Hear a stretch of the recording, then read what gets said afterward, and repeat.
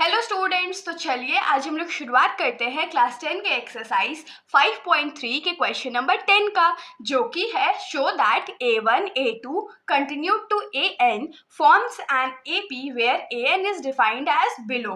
तो इस क्वेश्चन में हम लोगों को क्या बोला गया है कि हम लोगों को ये शो करके दिखाना है या प्रूव करके दिखाना है कि A1 A2 AN तक जो कि जाने वाला है वो एक AP फॉर्म करता है और AN का जो वैल्यू है उसके लिए हम लोगों को कुछ इन्फॉर्मेशन गिवन है, जैसे कि फर्स्ट में AN किसके बराबर होने वाला है, तो 3 + 4n के बराबर होने वाला है। मतलब कि यहाँ जो n का वैल्यू है वो हम लोग कुछ भी ले सकते हैं। सेकेंड में क्या है, तो AN का जो वैल्यू है वो 9 - 5n के बराबर है। इस क्वेश्चन में आगे हम लोगों को बोला गया है कि also find the sum of first 15 terms in each case. मतलब कि हम लोगों को फर्स्ट 15 टर्म्स का जो सम होगा दोनों के लिए वो फाइंड करके बताना है। तो सबसे पहले तो हम लोग प्रूफ करेंगे कि ये AP फॉर्म करता है कि नहीं करता है, और जब AP ये फॉर्म करेगा, ये प्रूफ हो जाएगा, तो फिर हम लोगों को सम ऑफ 15 टर्म्स भी फाइंड करना है।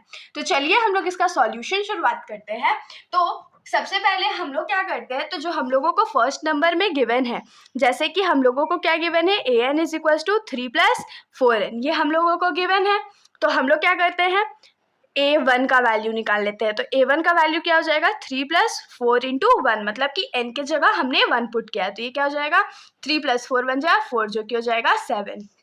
फिर A2 का जो वैल्यू क्या हो जाएगा, 3 + 4 × 2, तो हो जाएगा 3 + 4 = 8, जो कि होता है 11। उसके बाद A3 का वैल्यू निकाल लेते हैं। तो A3 का वैल्यू क्या हो जाएगा, 3 + 4 × 3, तो 3 + 4 = 3 = 12 = 15। और एक और निकाल लेते हैं A4। तो A4 क्या हो जाएगा, 3 + 4 × 4, तो ये हो जाएगा 3 + 4 = 16, तो ये 19। मतलब कि ये हमारा टर्म्स निकल गया। तो अब हम लोग क्या करते हैं, वी विल वेरीफाई कि ये AP फॉर्म करता है कि नहीं। तो हम लोग क्या करते हैं, कॉन्जिक्यूटिव टर्म्स के बीच में डिफरेंस निकाल लेते हैं। अगर हमारा जो डिफरेंस है वो कॉमन आया, ये सेम आया, तो ये AP फॉर्म करेगा, वरना नहीं करेगा। तो हम लोग यहाँ पर लिखेंगे A2 - A1। तो A2 हमारा 11 है, माइनस A1 7 है। तो जब 11 में से 7 माइनस करेंगे तो 4 बचेगा। फिर A3 - A2, तो A3 - A2 करेंगे तो ये हो जाएगा 15 - 11, जो कि 4 होता है। और फिर A4 - A3, तो ये क्या होता है, 19 - 15, तो ये भी 4 होता है। तो देखिए यहाँ जो कॉन्जिक्यूटिव टर्म्स के बीच में डिफरेंस था वो इक्वल आया है, इसीलिए हमारा जो ये AN = 3 + 4n गिवन है वो एक AP फॉर्म कर रहा है। तो हम लोग लिखेंगे कि since the difference between the consecutive terms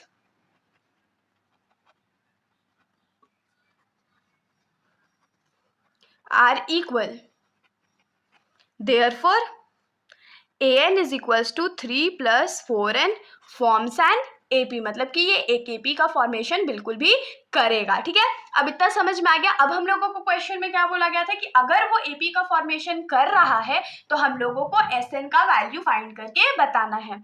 तो यहाँ पर हम लोगों को क्या मिल गया, फर्स्ट टर्म जो है वो हमारा 7 हो गया, D का वैल्यू हमारा 4 हो गया, और क्योंकि हम लोगों को सम ऑफ फर्स्ट 15 टर्म्स, तो n का वैल्यू 15 ये हो गया। तो अब हम लोग इसको SN के फॉर्मूले में पुट कर लेते हैं। तो SN का फॉर्मूला क्या होता है, SN = n/2 × 2a + n - 1 × d।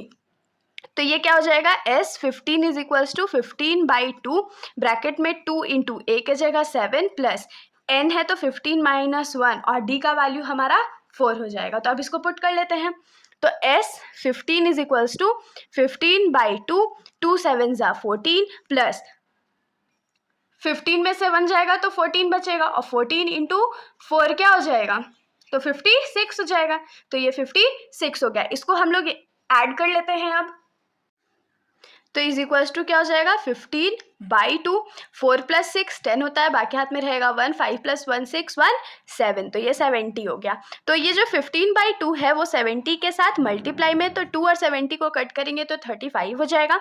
तो S15 का वैल्यू किसके बराबर हो जाएगा, 15 × 35 के बराबर।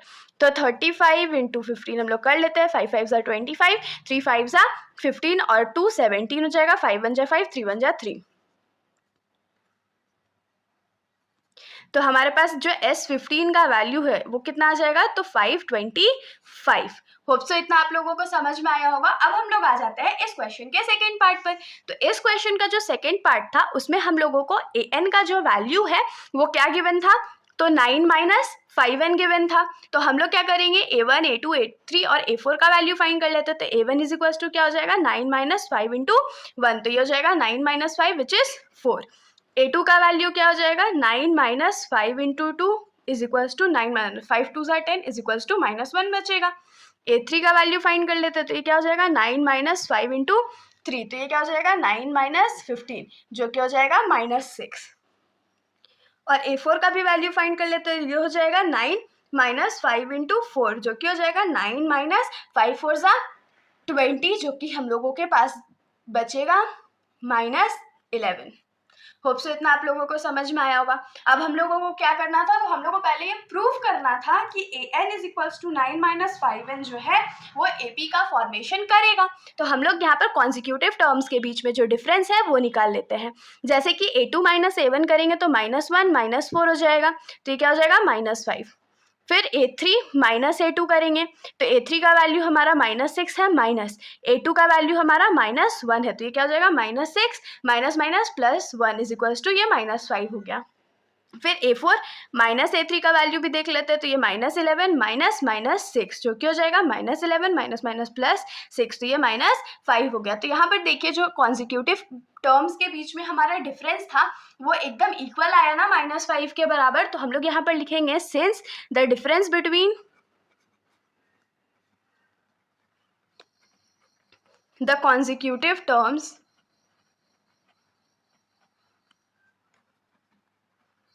are equal, therefore an is equals to 9 minus 5n forms an AP, मतलब कि ये एक AP का फॉर्मेशन करेगा। अब जब AP का फॉर्मेशन कर ही रहा है तो हम लोगों को क्वेश्चन में क्या बोला गया था कि फर्स्ट 15 टर्म्स का सम भी फाइंड करना है।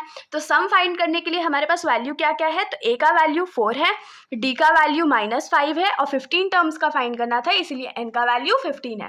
अब SN का जो फॉर्मूला होता है वो क्या होता है, SN is equals to n/2 into 2a plus n minus 1 into d. तो S15 का वैल्यू क्या हो जाएगा, 15 divided by 2, 2 into 4 plus 15 minus 1 into -5। तो हम लोग इसको कैलकुलेट करेंगे ना, तो S15 इज इक्वल्स टू क्या हो जाएगा, 15/2 इंटू 2 4 ज़ा 8 प्लस 15 में से 1 गया तो 14 इंटू -5। तो इसको आगे भी हम लोग सॉल्व कर लेते हैं। तो ये क्या हो जाएगा, 15/2 8 प्लस माइनस माइनस और 14 5 ज़ा 70 होता है। तो ये 15/2 70 में से 8 को माइनस करेंगे तो हमारे पास बचेगा 62, और क्योंकि 70 बड़ा था तो माइनस के में बचेगा।